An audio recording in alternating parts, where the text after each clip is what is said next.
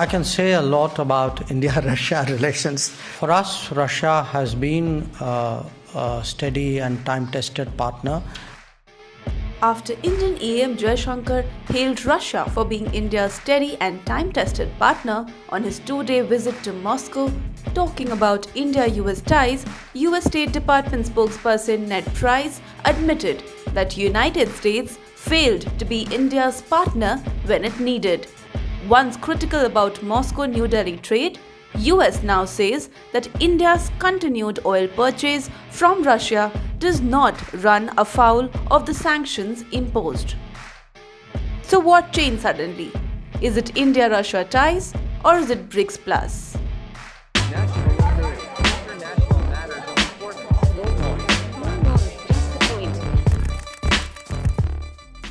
On November 8, Indian External Affairs Minister Dr. Subramaniam Jaishankar noted that India-Russia's long-standing partnership has served both countries very well over many decades, as the balance in Russia-India relations is shifting decidedly toward New Delhi, an economic bloc led by 5 emerging economies, including top 2 rivals of United States, appears ready to expand. As Washington struggles to promote its global agenda beyond traditional allies and partners around the world, a new economic order is worrying America. When it comes to India's relationship with Russia, we've consistently made the point that it's a relationship that developed and was cemented over the course of decades. Really came to be during the Cold War, at a time when the United States was not in a position to be an economic partner, a security partner, a military partner to India. When EAM Jaishankar firmly stated that India has an advantageous relationship with Russia and it would like to keep that going, US urged India to decrease its dependence on Russia and reiterated its commitment to working with India on its transition away from Russia.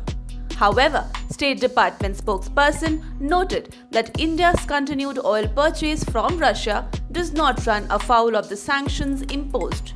Notably, since the Russia-Ukraine war began, India faced flack from the West for not pressing sanctions and condemning Russia for the invasion. However, India called out West's criticism and EAM Jaishankar prided upon India's independent foreign policy.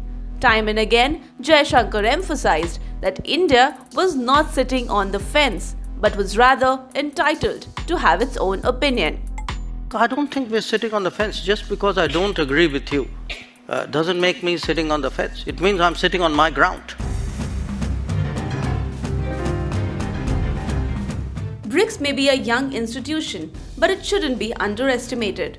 Russia's invasion of Ukraine has threatened the liberal world order.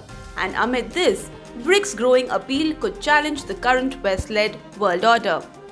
In one of his recent addresses to the BRICS Business Forum, Russian President Vladimir Putin stated that the BRICS member states were working on developing a new global reserve currency. Branded as a platform to demonstrate the rising influence of the world's major emerging economies, BRICS, that stands for Brazil, Russia, India, China, and South Africa, represent 44% of the world's population.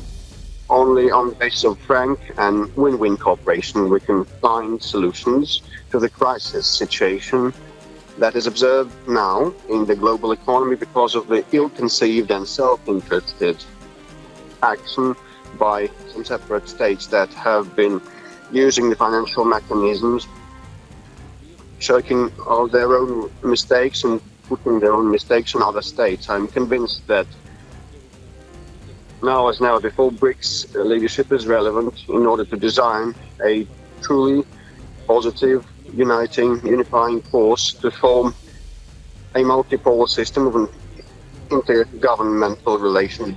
In 2001, an analyst at Goldman Sachs coined the acronym BRIC to describe the emerging economies of Brazil, Russia, India, and China, grouping them as significant players in international politics. A later iteration of BRICS added South Africa. During the Russia-Ukraine war, severe US sanctions against Moscow have led some countries to rely more on their national currencies in foreign trade. To tackle the crisis, Russia, a resource-rich nation, and China, with the world's most extensive manufacturing and export base, signed a 30-year-old oil and gas contract. Besides China, India also planned increased oil shipments from Russia and will pay without the dollar, which was formerly the world's sole petrol currency. Today, the world's third largest consumer of oil and gas, a consumer where the levels of income are not very high. It is our fundamental obligation to ensure that the Indian consumer has the best possible access on the most advantageous terms to international markets. And in that respect, quite honestly, we have seen that the India-Russia relationship has worked to advantage.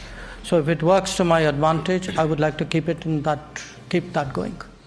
European and US policymakers worry that the BRICS after the war in Ukraine has drawn a stark dividing line between the East and West, diplomatically and economically.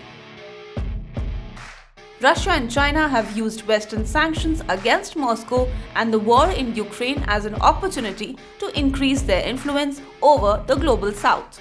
In the past, India has also explored plans to reduce its dependence on the dollar.